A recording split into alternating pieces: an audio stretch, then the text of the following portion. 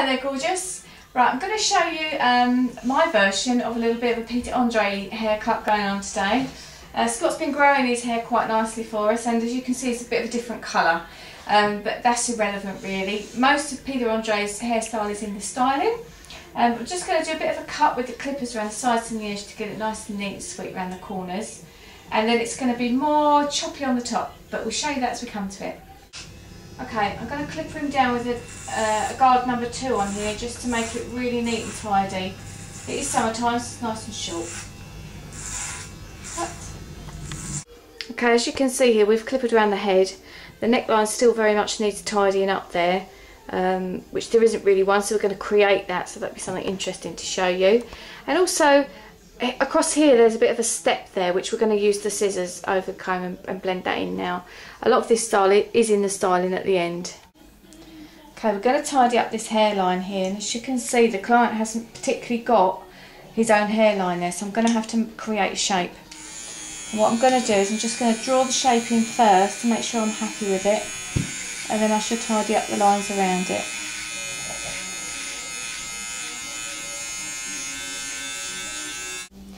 Okay, so we've tidied up these edges. I'm yet to go around the ears, so we've kind of created a nice hairline on the neck there.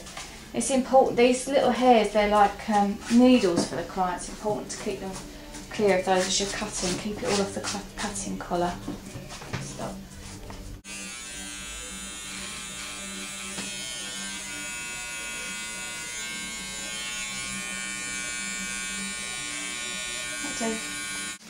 I'm just going to now raise, I hope I didn't spray the camera. I'm just going to razor the client's hair now. I've yet to wash it for him. If you razor on dry hair, it can pull quite a lot, even if you've got a really sharp razor. So I like to use it. I like to use it wet. Everybody's different. Okay, I'm going to give the client a nice hair wash, conditioner, scalp massage now. This is really lovely. I don't know whether you're watching this as a hairstylist or as you're watching it as a client, but it definitely is part of the pleasurable experience. You want to get rid of all those, especially when they're really, really short hairs. They can be like little tiny needles that can get stuck in underneath the skin, quite nasty. So make this nice for your client, and let them make the most of it. And once you've done that, you can then set about styling.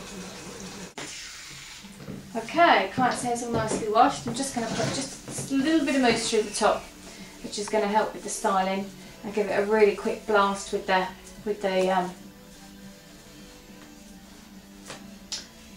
hair dryer. That's the tricky word I was looking for. And then we're going to just run straight this through, and then I'm going to pick the pieces of hair through, and with some nice finishing. I would always recommend you use GHD straighteners. They are absolutely the best on the market by miles and miles.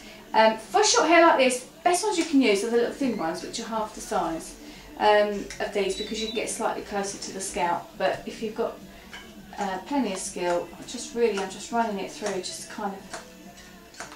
just using the comb. If you could see, pick the hair up with the comb and the straighteners through. Is that going anywhere near your scalp, sir? No. You're not burning at all, not feeling any. Okay, as you can see, it's creating that. So we're going to put a nice bit of finishing product on in a minute. It'll give you the lovely look you want. Obviously, whichever direction you want the hair to sit in is really the way you should be pulling it, which you've done all the way through the style. Okay, I'm going to do the finishing touches now. As you can kind of see with my client's hair, it's all nice and straight, and it's going in various directions without the finishing product on, but he does need lots of finishing product. He's grown this hair especially for me, so I can do this. So the next time you see him, he may well have had it shortened.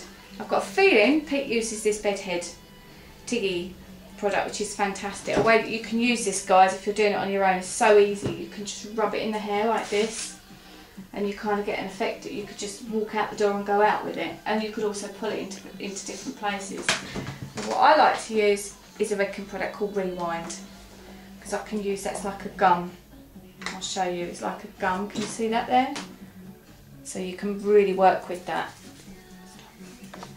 Okay, you can see what we're doing. We're putting it into various places. It's looking absolutely gorgeous. Obviously, the main problem you get as a hairstylist or as a client going in, please understand, when you ask to recreate a Peter Andre hairstyle or a Charlie hairstyle or anybody's hairstyle, you've got different hair. It's never going to be exact. It's always going to be different to that person. But basically, you can recreate similarities. If you can see the top there, what I'm doing is just kind of got the gum on my hands, I'm just sort of twisting it to bring it into the peaks.